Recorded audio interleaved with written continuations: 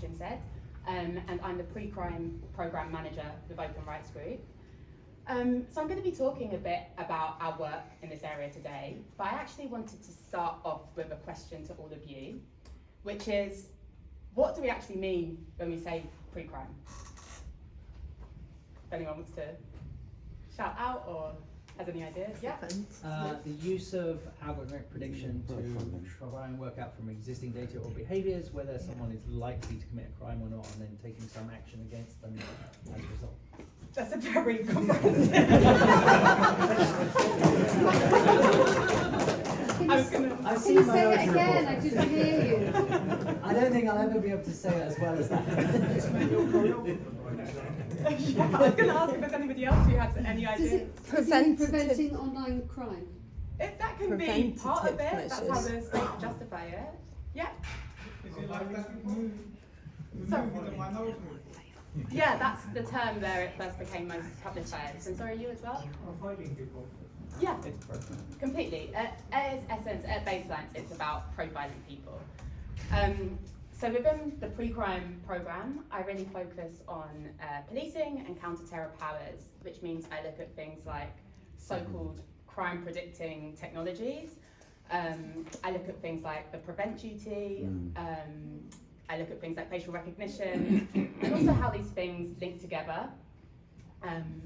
Increasingly, we're talking about the idea of a pre-crime state, so looking at the ways in which this logic of surveillance, criminalisation before a crime's committed, is not just existing in the criminal justice sphere, but is instead being rolled out into the sphere of education and healthcare. Yeah. And we're particularly seeing this with things like the prevent duty.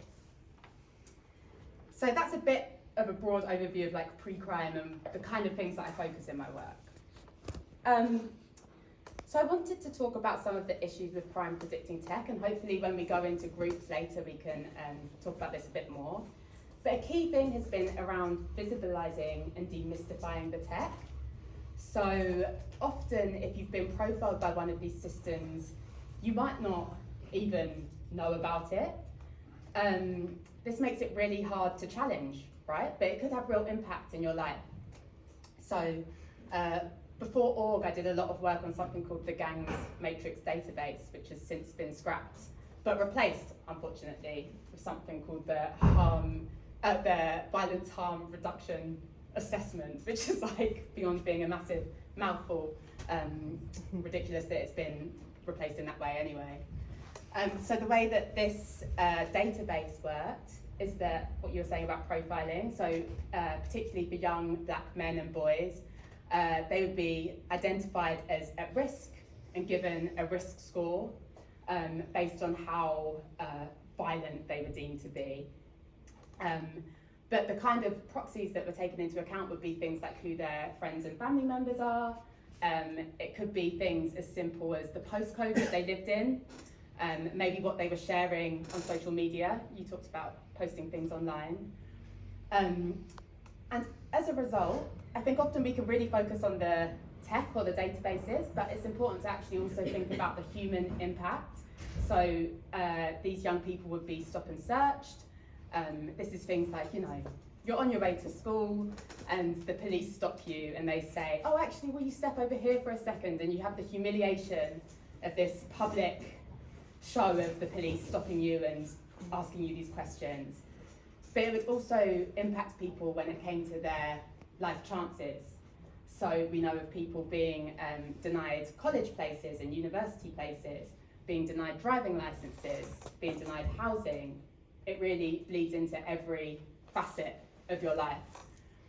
And whilst the Gangs Matrix has now been abolished, similar systems like this continue to be rolled out. So there's another example which is called the Think Family app. This is a partnership in Bristol between police and local schools, where children as young as 8 have been identified as at risk of criminal behaviour. But the kind of data points which are considered in this are things such as whether your parents are on benefits. So you can really see how there's issues of like discrimination and profiling which are just really woven into these systems.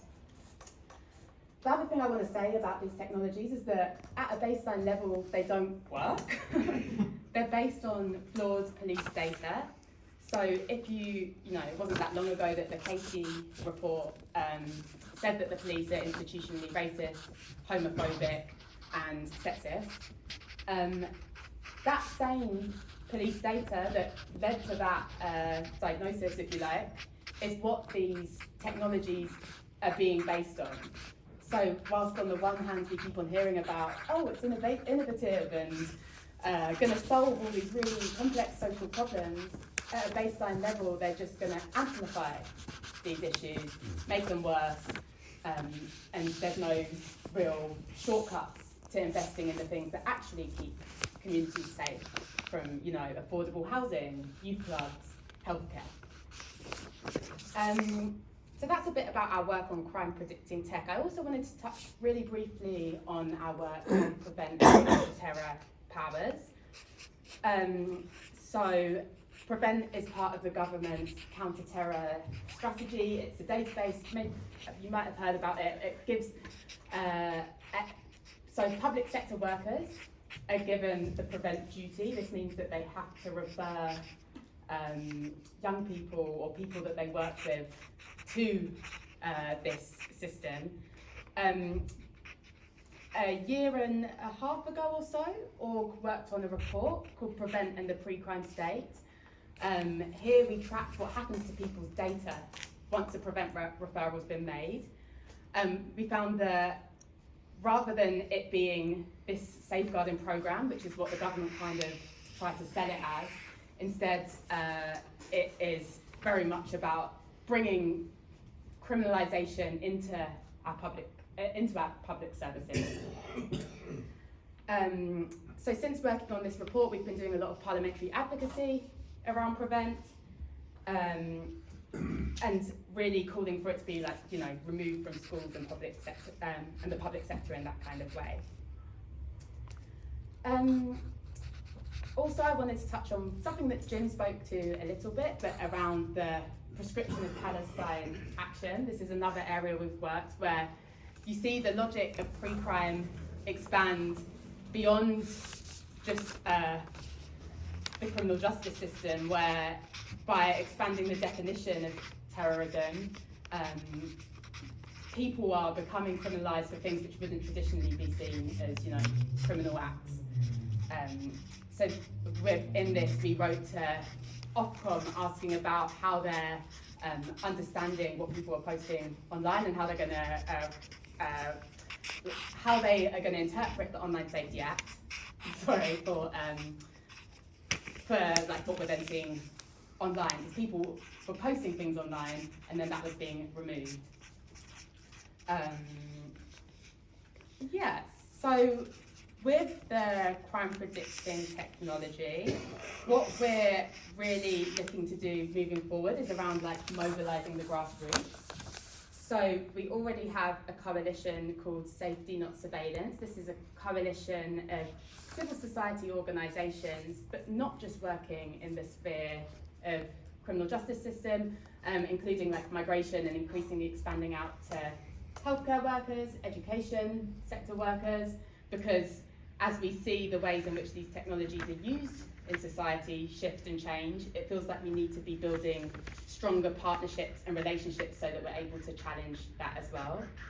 Our key things that we're calling for is prohibition of the most harmful technologies, including so-called predictive policing systems, but also transparency and accountability.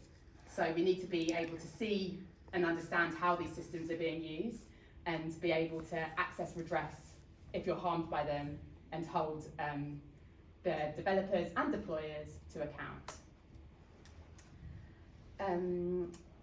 In terms of mobilising the grassroots, we also really want to work with local groups. So I'm really excited to be here today and talk to you all more about how you see that looking. We have certain things around crime predicting tech in particular coming up already. So we have the local council elections coming up next year in May. We have a council action already on our website where people can write to their local councillors asking them to pass a motion to ban the use of crime predicting tech. We feel like this has a chance of building quite strong momentum, particularly where we've already seen, I think Newham, Islington and Haringey Council pass ban motions for live facial recognition. So we think this could build up a lot more momentum around crime predicting tech more broadly. But crucially, we really want people to be meeting with their decision makers. This is one of the best ways that we can hold them to account. So, you know, whether it's going to the local surgery or writing to your MP and asking for a meeting, these are the kind of things that we can be doing to really hold them to account and make sure that they're protecting digital rights in this sphere. So we can get into this in more detail in the groups, but I'd also like to share just now while we're all together that we're also looking to do an event at the start of next year, bringing together local groups more broadly and thinking about how we can really make sure that this is top of the agenda for 2026. And yeah, I'll leave it there.